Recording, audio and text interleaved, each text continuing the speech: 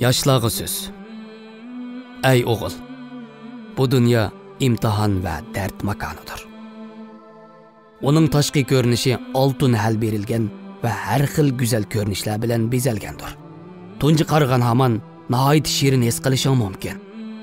Qargan odamga yip-yangi ve kishining zo'qini keltirdigandek tuyg'uni beradi. Lekin amaliyotda bo'lsa, dunyo ustiga xushpuroq surkalgan jasadga o'xshaydi. Qarmoq suvga o'xshash ko'ringandek qiladi. Amaliyotda bo'lsa, u bir izit quloqdir.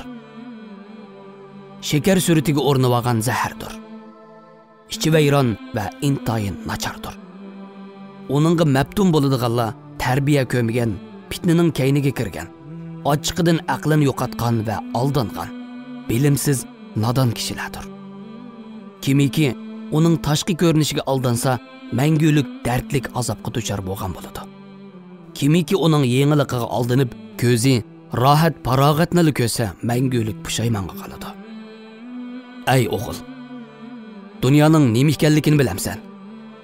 Ayol, bala, pul, mol-mulk, huquq, martaba, o'yin tomosha, foydasiz ishlardan iboratdir.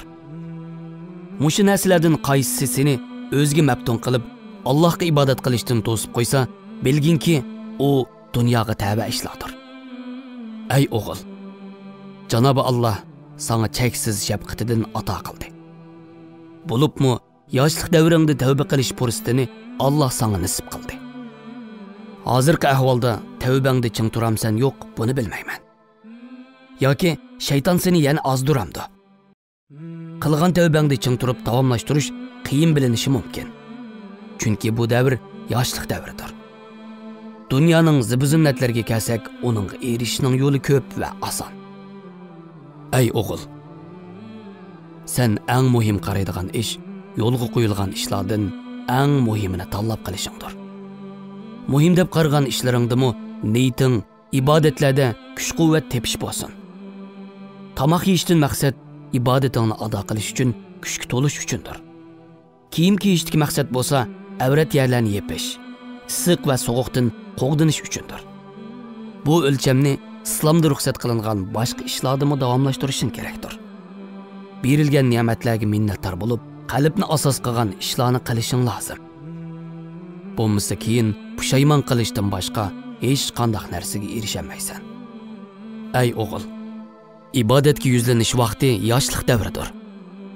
Aqlli kishi bu fursatni qo'ldan berib qo'ymaydi. Chunki ibodat muhimdir. Mana bu payt fursatni g'animat bilish davridir. Kuch va quvvatga to'lgan davrdir. Bugunlik ishingizni ertaga kechiktirishingizga, hozirgi holatingiz o'zir sifatida sabab bo'la olamdi. Kechiktirishning nima hojati?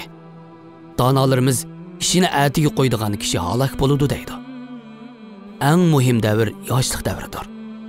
Yoshlik davri nafsining, shayton va din dushmanlarining tajovuz qilish uchun nishon qiladigan davri. Bu davrda qilgan odatdagi bir xizmatga berilgan mukofot bu davrdan boshqa davrda qilingan xizmatlardan to'limi qimmatlik. Ey o'g'il, insonning yaratilishidagi maqsad o'yin tomosha, yeb ichish uchun emasdir. Uning yaratilishidagi maqsad bo'lsa, qulluq majburiyatini ado qilish, to'xtamay Allohdan panohlik tilab duo qilishdir. Amdi dinimiz tushundirgan ibodat qismiga kelaylik. Ibodatlarning yo'li qo'yilishidagi asosli maqsad bo'lsa, bandalarning yaxshiligi va manfaati uchundir. Ibodatni ado qilishdagi maqsad bo'lsa, iymonning haqiqati bo'lgan jazmiyatni qo'lga keltirish uchundir. Bularning hech qaysisi Alloh taolaning manfaati uchun emas. Chunki u zotning bunday ishlarga ehtiyoji yo'q. Bunday bo'lgan ekan, kishilarning ibodatni ado qilishi ularning xushallik, mamnuniyatiga sabab bo'ladi. Bu buyruqlarning ijro qilinishi va cheklangan ishlardan yiroq turish uchun tirishish va g'ayrat ko'rsatish kerakdir. Janobi Alloh cheksiz shafqat orqali amr va cheklagan ishlarda bandalarga ko'p marhamatlikdir. Hamda bizga yuklangan haqiqiy majburiyat bo'lsa, butun ne'matlarga minnatdorlik bildirish.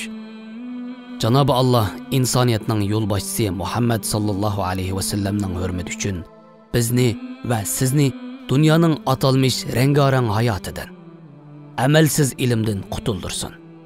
Amin.